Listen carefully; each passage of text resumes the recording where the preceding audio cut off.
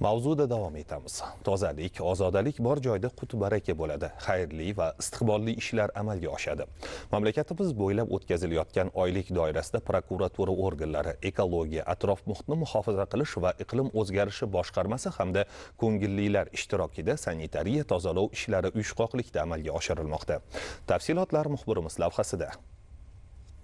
Andijon viloyatida tozalik va ozodalik oyligi munosabati bilan joriy yilning 15 oktyabrdan 15 noyabrga qadar keng ko'lamli ekologik va sanitar tozalov ishlari amalga oshirildi. Bir oy davomida 681 nafar xodimlar va 287 ta maxsus chiqindi tashuvchi texnika jalb etildi.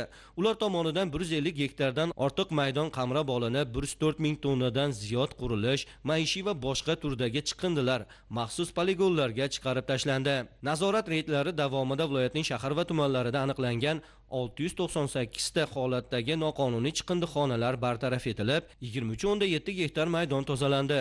Shuningdek, kunduzgi va tungi nazorat tadbirlari davomida 7018 ta huquqbuzarlik holati qayd etildi va qonunbuzarlarga ma'muriy javobgarlik to'g'risidagi kodeksning tegishli moddalari asosida umumiy hisobda 3 milliard 754 million so'm miqdorida ma'muriy jarimalar qo'llanildi.